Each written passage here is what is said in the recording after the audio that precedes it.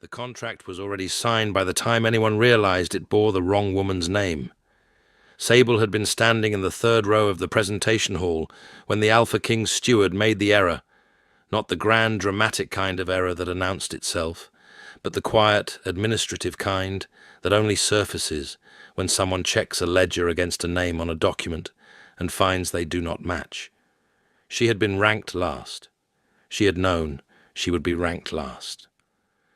The other women presented that morning were daughters of high houses, trained in diplomacy and court precedent, their names submitted by lords who could afford the presentation fee and the silk gowns and the particular kind of composed expression that said, "I belong here without effort." Sable had none of that. She had been submitted by her uncle, who had borrowed the fee and said it was an investment. She had worn her best dress, which was blue wool and clean. She had stood in the third row and tried to look like someone who had expected to be there. The sealed contract box sat on the steward's table at the front of the hall. Iron, small, the Alpha King's crest stamped into the lock plate in the shape of a wolf with its tail curled inward. The box held one contract. The contract had one line for a name. The name on it was supposed to belong to Councillor Vane's daughter, Izenthi, who stood in the first row with a composed expression she had been practicing for 6 years. The steward had the box open on his table, and the document inside, and the quill in his hand, when the Alpha King walked into the hall from the far door. The wolf arrived first. That was how it always happened. Sable would learn later. The wolf moved through the Alpha King's body like weather moving through a room, not replacing him, but preceding him, visible in the way his eyes changed, and the way the air pressure seemed to shift, and the way every ranked wolf in the hall went very still at once.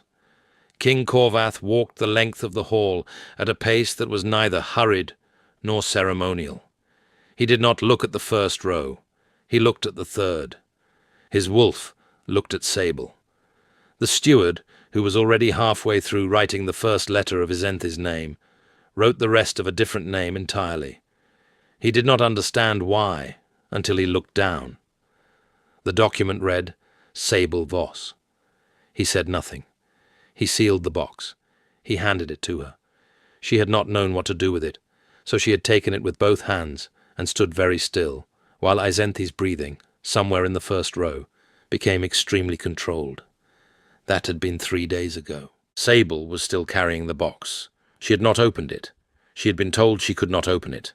Only the Alpha King could unlock it, which he had not yet done, and she did not know whether that meant the contract had taken effect, or was simply waiting, or was a mistake that would be corrected when someone with more authority than a steward reviewed it properly. She carried it in the crook of her left arm when she moved through the east wing corridors, where she had been installed in a room that was quieter than her uncle's house, and had a window and a small iron stove. She set it on the table beside her cot, when she slept. In the mornings, it was the first thing she saw when she opened her eyes. The box smelled faintly of old iron, and something beneath that she could not name. She had touched the lock once, and the lock had felt warm, the way metal feels in a room that has been lived in long enough to hold heat. She had taken her hand back and not tried again. The east wing had its own rhythms. She learned them quickly, because she had always learned quickly.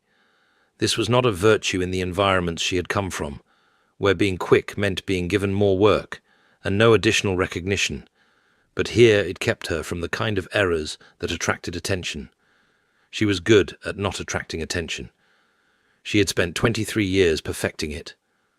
She found the kitchens on her second morning, and learned which cook preferred silence at bread hour, and which one talked to himself companionably and did not mind being talked back to. She found the library on her third morning and spent 2 hours with the index, not the books. The index told her more about what a library valued than the books did. She read the Civic Records Index on her fourth morning. She read the Court Procedure Records on her fifth. She was in the Library Index on the 6th morning when the Alpha King appeared. Not heard, the wrong word, because she did not hear him. She felt the wolf first, a shift in the air and a particular quality of silence moving toward her along the shelves. and then he was in the doorway. He was not in ceremonial dress. He was in the kind of clothing a man wore when he had come from a morning of administrative work. Grey wool, collar open, no crown, a document in his hand that he was no longer actually reading. He was looking at her.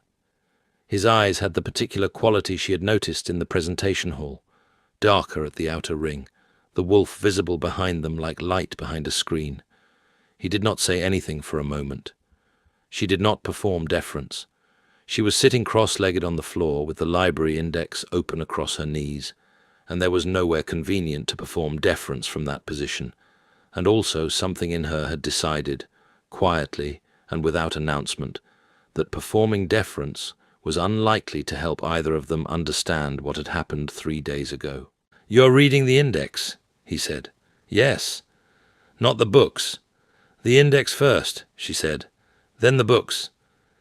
He looked at the document in his hand, as if he had forgotten it was there, and set it face down on the nearest shelf. "How long have you been doing that?" "Reading indexes first, since I was 9. The library at my uncle's house had 400 volumes, and no organization system. The index was the only way to find anything." He was quiet again. She had the impression he was doing something with that information, not filing it away the way people filed away small social details, but actually considering it, weighing it. She had not expected that. "The contract," he said. "Yes. Do you know what it says?" "No.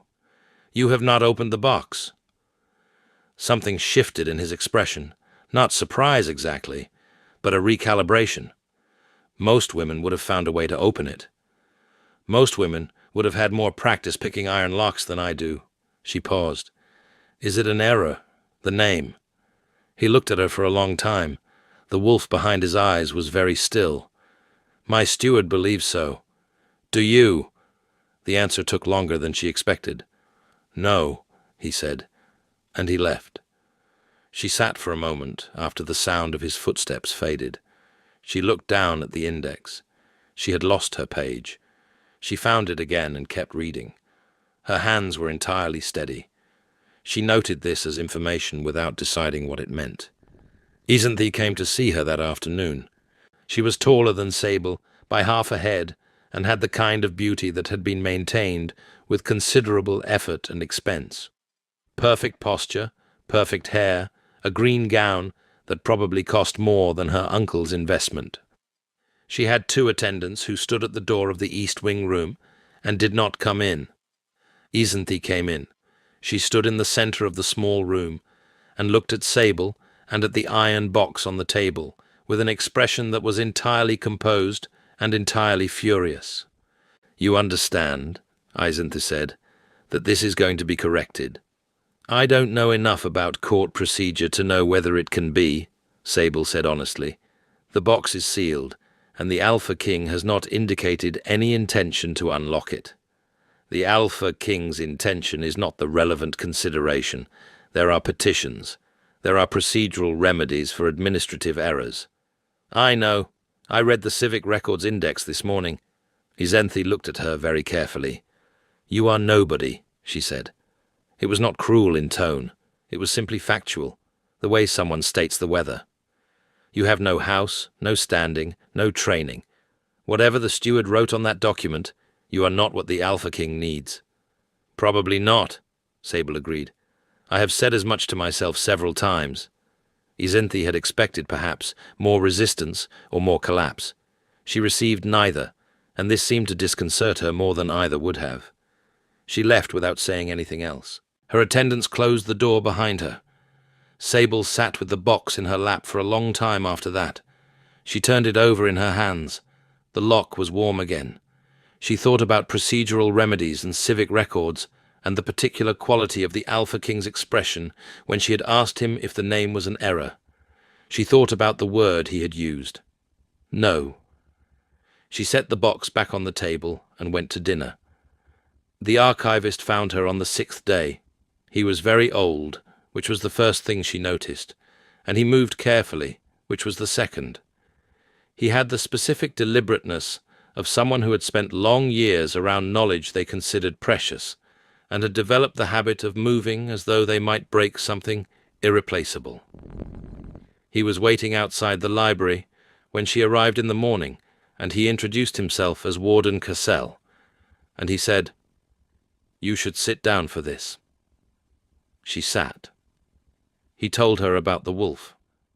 "Not all wolves chose," he explained. "The Alpha King's wolf was not simply a supernatural quality of his bloodline. It was a separate entity in some functional sense, one that had its own recognition patterns and its own judgments, and in the oldest records, when the bond was strongest, the wolf chose the Alpha King's companion before he did. Consciously, deliberately, in the way a wolf selects territory, not with drama, but with a certainty that was simply not negotiable." "How often does that happen?" she said. Warden Cassell looked at the window for a moment. The morning light was grey and northern, and fell across the old shelves in long bars. "The last time," he said carefully, "was 400 years ago, to the month." He let that settle. "The archivist before my predecessor documented it, a woman named Lithal. She recorded the date and the name of the woman the wolf chose, and the Alpha King's response, and then she sealed the record and placed it in the restricted shelf with a notation that said, 'For the next archivist who needs it.' And the woman the wolf chose became the last Alpha Queen. The bloodline has not produced another." He looked at Sable directly. "The wolf has not moved toward anyone since, not in 400 years, until 3 days ago, in that hall." She was quiet for a moment. The box was in her lap. "Tell me the rest," she said. He told her the rest. The wolf's choice, once made, was not reversible by administrative procedure. It was not a preference. It was not a ceremonial signal. In the oldest compact of the bloodline, the compact the court had mostly stopped teaching because it had not been relevant for 4 centuries, the wolf's recognition was the bond beginning. The contract the steward had written was not an error that had caused the wolf to choose. The wolf had chosen. The contract reflected what had already happened in the deepest architecture of the bloodline. Procedural remedies could petition the king. They could not petition the wolf. "So Councillor Vane's petition," Sable said. "Was filed this morning," Warden Cassell said. "Yes." She sat with that. Through the library window she could see part of the courtyard below. 2 of the king's advisers were walking together, speaking in the close and careful way that meant they were deciding something. She had not imagined, when her uncle had submitted her name for the presentation, that she would ever be the thing being decided about. She had imagined being ranked last and going home, and her uncle being disappointed, and the world continuing, as it had always continued around her. "What does he want?" she said. "The king, actually." Warden Cassell considered this for a long time, as if the question deserved the consideration it was owed. "I think," he said, "that he wants someone willing to ask him that question directly. He has had very few people who were." She walked back to her room with the box and sat on the bed and looked at it. 400 years. She turned the number over in her mind the way she turned unfamiliar words. Carefully, from different angles, the last Alpha Queen. She thought about what that meant and what it did not mean, and what the difference between the two was. She thought about Izenthe in her green gown, entirely composed, entirely certain, and about the petition filed that morning, and about the Alpha King's expression when she had asked him a direct question, and he had answered it honestly. She thought about the fact that he had come back the next morning. He had not announced himself. She had been in the East Wing corridor at the hour before the council session, carrying a stack of civic records she had borrowed from the library, on the grounds that if a petition was being filed about her status, she should understand the process thoroughly. He had been walking in the opposite direction, and they had both stopped. "You are reading the petition records," he said. "If someone is petitioning about my status, I should understand what they can and cannot do." He looked at the stack in her arms. "Those are administrative documents. Most people in your position would be speaking to lawyers. I don't have a lawyer. I have the index. She adjusted the stack. And Warden Cassell. Something shifted in his expression, the faintest recalibration, as if she had added a variable he had not accounted for. Come to the council antechamber this afternoon, he said, after the session. And he walked on. She had gone. The antechamber was a stone room off the main council hall, smaller than she expected, with a long table and candles, and a smell of old paper, and decisions made in low voices, over long hours. He was already there when she arrived, which meant he had waited, which was information she filed carefully. He stood at the end of the table. The wolf was visible behind his eyes, not agitated, but present, watching. "Sit," he said, and then appeared to reconsider the word. "Please." She sat. He did not. He stood at the end of the table and looked at the window and then at her. "The petition will be heard in 12 days, he said. Vane has 3 council members supporting it. She argues administrative error. She will present the argument that the wolf's response was a behavioral anomaly, stress, proximity, unfamiliar scent, and not a recognition event. Can she prove that? She cannot. But she does not need to prove it. She needs to create enough procedural doubt that the council delays, and delays long enough that her own petition for the contract presents a cleaner solution. How long can she delay? Indefinitely, if she is clever about it. He looked at her. She is very clever. I know, Sable said. She came to see me. That surprised him. She saw it in the stillness that preceded his response, the fraction of a second where he was not yet managing what he was about to say. What did she say? That I am nobody, that there are procedural remedies, that the Alpha King's intention is not the relevant consideration. Sable paused.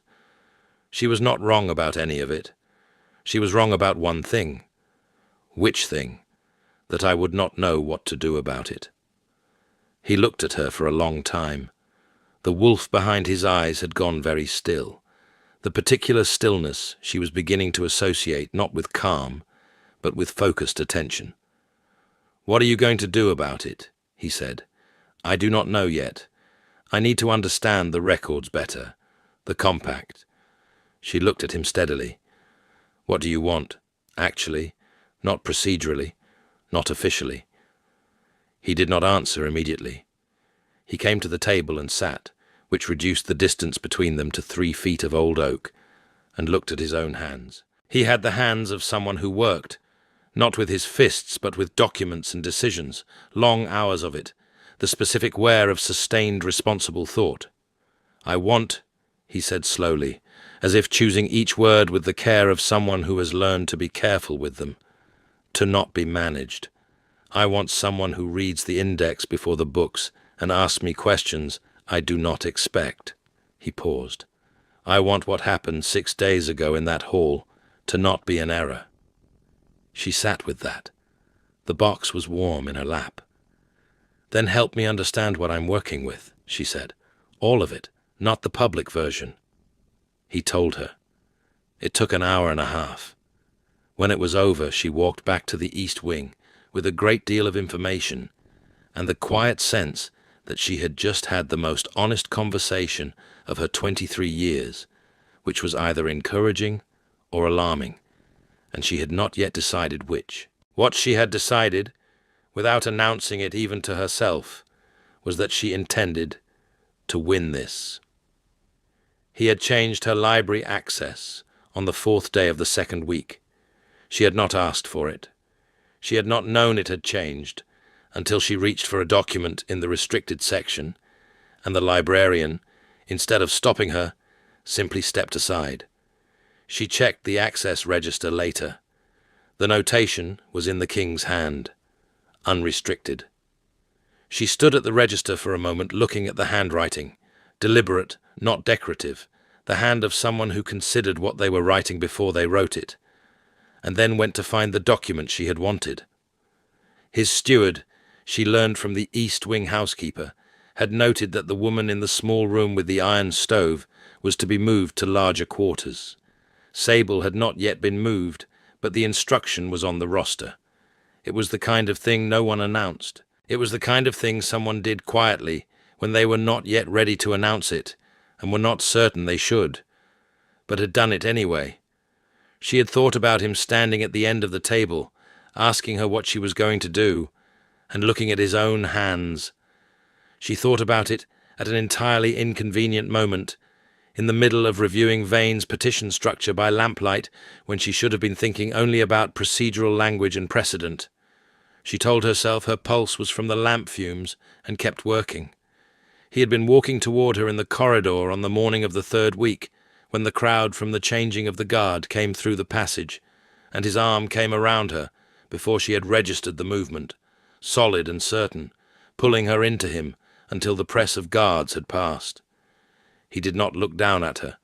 She did not look up at him. When the corridor cleared, he released her without comment, and she told herself very firmly that her heartbeat was from the crowd, and walked in the opposite direction. She thought about it 2 scenes later, in a completely unrelated moment, when she was trying to concentrate on a precedent document, which she found inconvenient and noted as information without deciding what to do with it. Vane moved on the 3rd week. It was not dramatic. Dramatic was not Vane's method. Vane filed a supplementary petition that quietly reclassified the contract box as Crown property temporarily held in administrative error, which meant Sable was required to surrender it to the steward's office pending the council hearing. It was entirely procedural. It was entirely legal. And it meant that whatever evidence Sable had been quietly building, the records she had found, the archivist's documentation, the careful paper trail of 400 years of precedent, would be inaccessible to her if the box went to the steward's office, because the box contained documents she had folded inside the sealed cavity beneath the contract, documents about the original compact that Warden Cassell had given her and that she had placed there for safekeeping. She did not surrender the box. She said the box was not Crown property in temporary error. It was the material object of a bond compact that predated the current administrative structure by 3 centuries, and surrendering it would constitute a procedural prejudgment before the council's hearing, and she would like that noted in the record. The council member who had come to collect it looked at her for a moment and then noted it in the record. He reported back to Vane. Vane filed another supplementary motion. Sable read it the same day it was filed and responded within 48 hours. The response was 12 pages and cited 47 documents, 31 of which were from the restricted section she now had unrestricted access to. Warden Cassell, when she showed him the response, read it from beginning to end, and then set it down and said, "You are going to be all right." She thought about Izenthi in the first row, with her composed expression, and her 6 years of practice, and the green gown, and she thought, "I intend to be." She found him by accident the night before the hearing. She had been in the council antechamber late, working by candlelight on the last of her citations, and she had been walking back through the stone corridor that ran behind the great hall when she saw the light under the council chamber door. She had not intended to look. She looked anyway, through the narrow gap the door had left. He was alone. The council members had gone.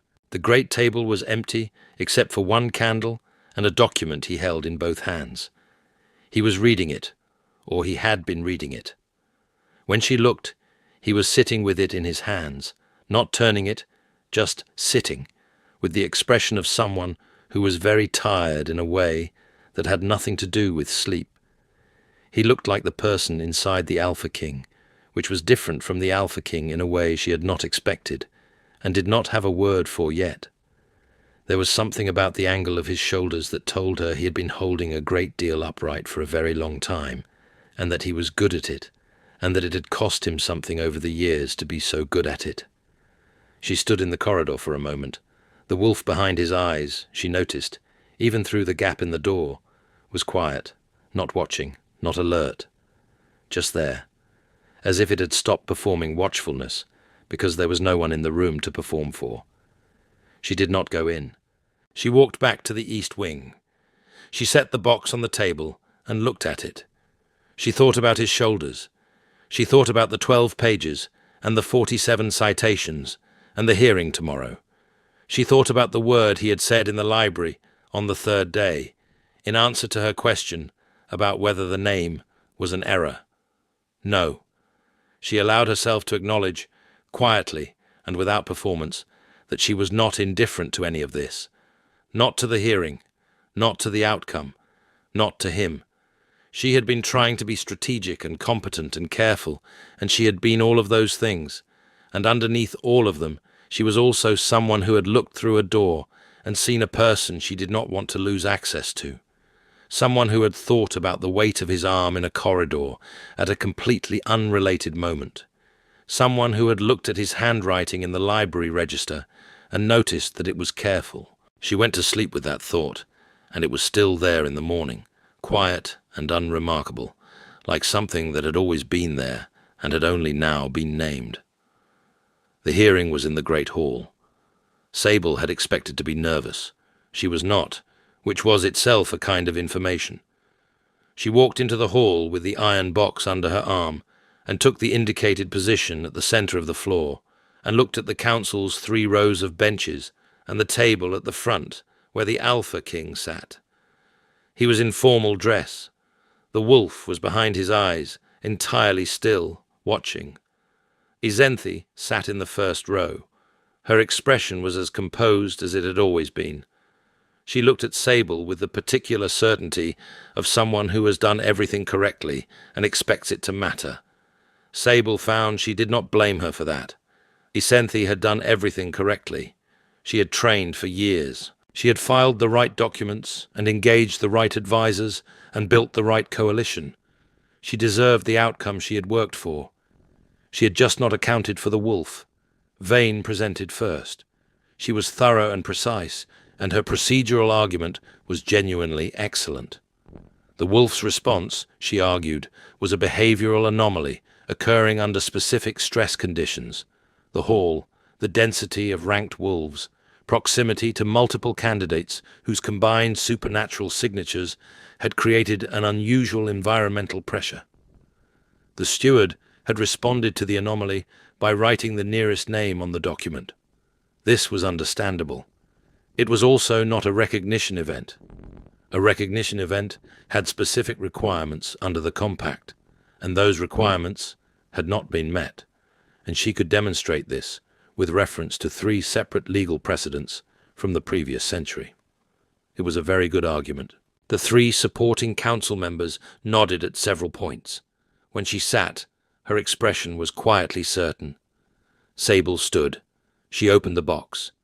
The lock released under her hands, not because she forced it, but because it simply did, as if it had been waiting for this particular morning in this particular room. The council went very quiet. She removed the contract, the steward's document with her name on it, and set it on the table in front of the Alpha King. Then she removed the other documents.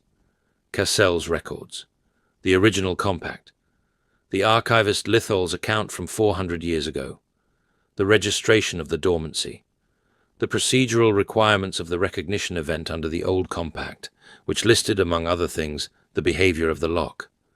She laid them out one at a time and said nothing while she did it. Then she said, "The bond compact predates the administrative structure that governs the petition before this council. The compact holds that the wolf's recognition is not a behavioral event categorizable as error. It is a bloodline event categorizable as fact. The petition requests that the council treat a fact as an error. The council does not have the procedural authority to do that, not because I am arguing against the petition, but because the compact is not within the council's jurisdiction to adjudicate." She cited the records.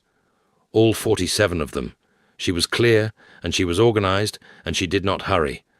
When she finished, she set the last document down and said, "The box opened under my hands. That is also in the archivist's record, page 11 of Lithel's account. The lock opens for one person. It has opened for one person in every generation where the recognition event occurred. I did not pick the lock." The chamber was quiet for a long time. One of Vane's supporting members said, carefully, "The lock mechanism is described in the original compact," Sable said. "Page 4. It responds to the recognition bond, not to any key." She paused. "I can read you the relevant passage." She read it. The vote took 11 minutes. The petition was dismissed. Vane sat in the first row with her hands folded in her lap and said nothing. She was very good. She would find another approach. She always would. Sable did not underestimate that. But today the box was on the table, and the documents were spread, and the council had voted, and she was still standing. The Alpha King stood from the table. He walked the length of the hall at a pace that was not ceremonial and was not hurried. He stopped in front of her. He looked at her the way he had looked at her on the third day in the library, with that quality of complete and undivided attention, the wolf behind his eyes entirely still, not performing calm, but actually calm, in the way of something that has arrived at exactly the place it intended to be. "Stay," he said. "Not because the wolf chose you, because I am choosing you." The hall was quiet enough to hear the candles. "Ask me properly," she said. A muscle moved at the corner of his mouth. It was not quite a smile. It was something more specific than a smile, the expression of a man who has just been answered in a way he did not expect, and has found it was exactly the right answer. He asked her properly. She said yes. Vane did not disappear. People like Vane did not disappear. They regrouped and filed from different angles and found institutional footholds in the way that skilled and determined people always did. She filed 3 more supplementary motions over the following months, each one technically sound, each one targeting a different procedural element. Sable read all of them within 48 hours of their filing and responded to all of them within a week. It was a significant amount of administrative work, and she did it without drama, because drama was not her method either. Izenthi had left the court within a fortnight of the hearing, which was probably wise. Sable had not seen her again. She thought about her occasionally. The green gown, the 6 years of practice, the certainty, and thought that in another story, Izenthi might have been the protagonist, might have been the one who deserved the ending. She was not sure what to do with that, except to be honest about it, and not pretend the outcome was simple. The court was not unanimous in its adjustment. There were council members who had a category for a high house daughter and no category for a woman from the East Wing with a wool dress and a comprehensive knowledge of procedural records and a direct manner of speech. They were not hostile, most of them. They were simply uncertain in the particular way of people who have not yet updated their understanding of a situation. Sable was patient about this. She had spent 23 years being patient about being undercategorizable. She had developed some skill in it. She was still herself. She went to the library in the mornings and read the index before the books. She still found the quieter cook preferable at bread hour. She still sat cross-legged on the floor when the material warranted it, and the floor was clean enough. These things had not changed. The room had changed. She had been moved to the larger quarters, which had 2 windows and a better stove and a long shelf she had organized by subject. And the access had changed, and the position had changed, but the particular quality of her attention, and the way she thought, and the way she held herself, had not. She had not become someone else. She had simply stopped being invisible. Rooms knew she was there now. When she walked into the council antechamber in the morning, the council members who were already present acknowledged it. This still struck her as faintly remarkable, and she noted it each time without comment. The wolf slept at her feet in the council antechamber while she worked. This had begun on its own, without ceremony, in the 3rd week after the hearing. She had looked down one morning, and the wolf was there, very large and very warm against her ankles, breathing slowly. She had looked at it for a moment, and then kept working. Corvath had appeared in the doorway 20 minutes later, and looked at the wolf, and then at her, with an expression she now had a word for, and which she had decided, after some deliberation, to simply let herself recognize, rather than explain away. He told her things, not in the mode of conversation that she had grown up understanding as intimacy, not long evenings of careful self-disclosure.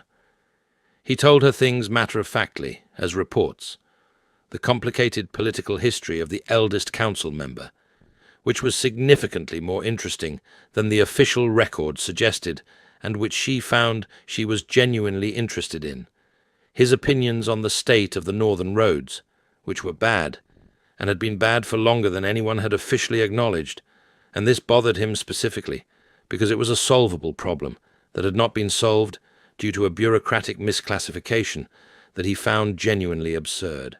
The way the pack hierarchy worked in practice versus on paper, which were different in several places that mattered. Small things, specific things, things he had apparently been accumulating for a long time with no one to give them to. She told him things in return. The system she had developed for tracking Vane's filing patterns. She had identified 3 and could predict the 4th. The cook who talked to himself and why she preferred him.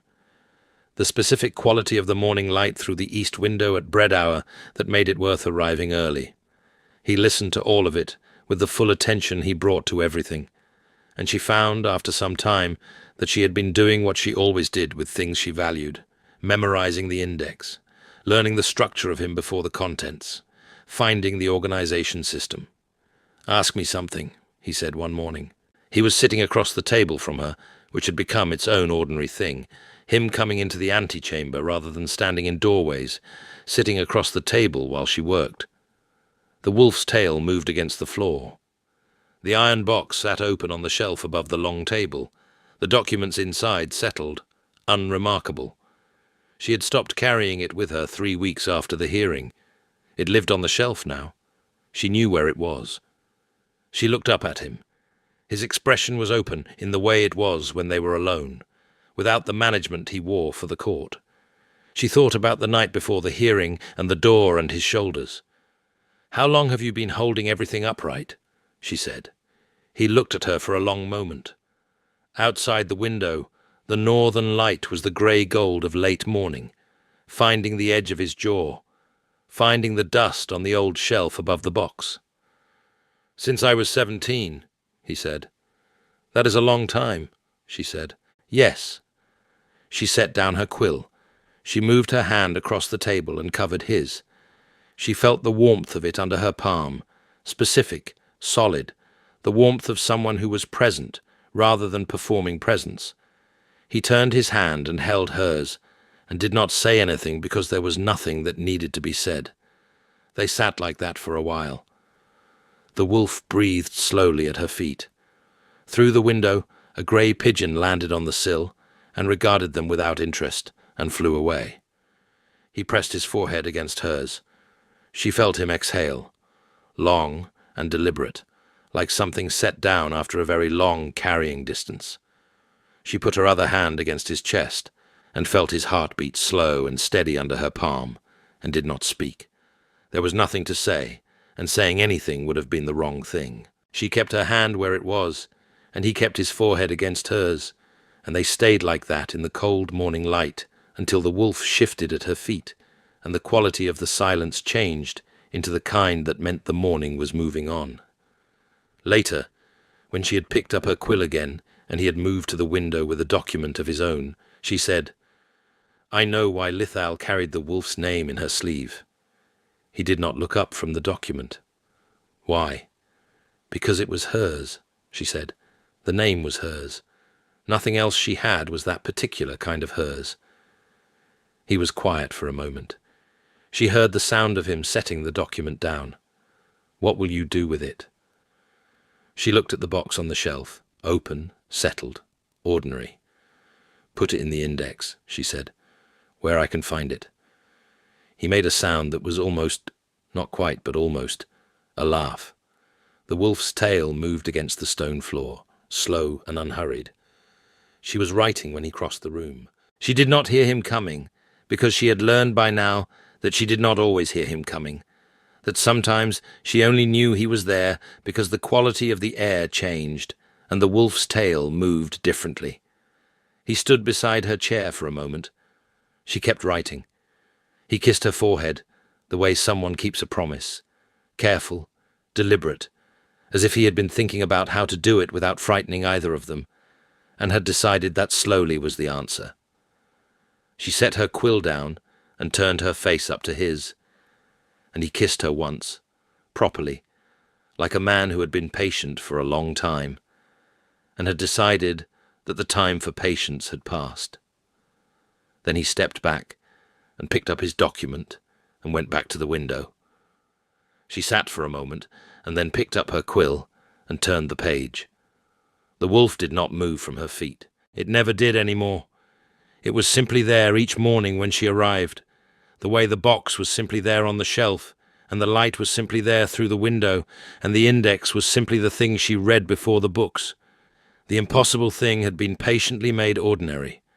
Every morning it was there, unremarkable and entire, and the court had learned to walk around it the way you walk around furniture that belongs in a room.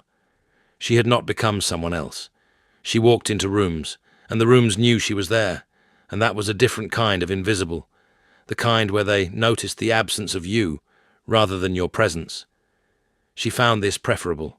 She was still Sable, still cross-legged on the floor when the material warranted it, still the quieter cook at bread hour, still the index first and the book second, and all of that was entirely unremarkable now because it was simply what the person in that room was like, and the person in that room was hers to be. She was still carrying the box, in a sense. It was on the shelf, and it was open, and the documents inside were accessible to anyone who needed them. The lock would not open for anyone else. She had thought about this occasionally and found that she did not mind. It was the most specific thing she had ever been told about herself, and it had been told to her by something that had no category for performance or strategy or a good gown and a composed expression. The wolf had looked at her through a hall full of better options and decided. She had the index. She knew where to find things. She knew where to find him. That was, she thought, on a grey morning in the antechamber, with the wolf asleep at her feet, and the box open on the shelf, and the sound of his quill moving on the other side of the room. Enough. It was more than enough. It was everything.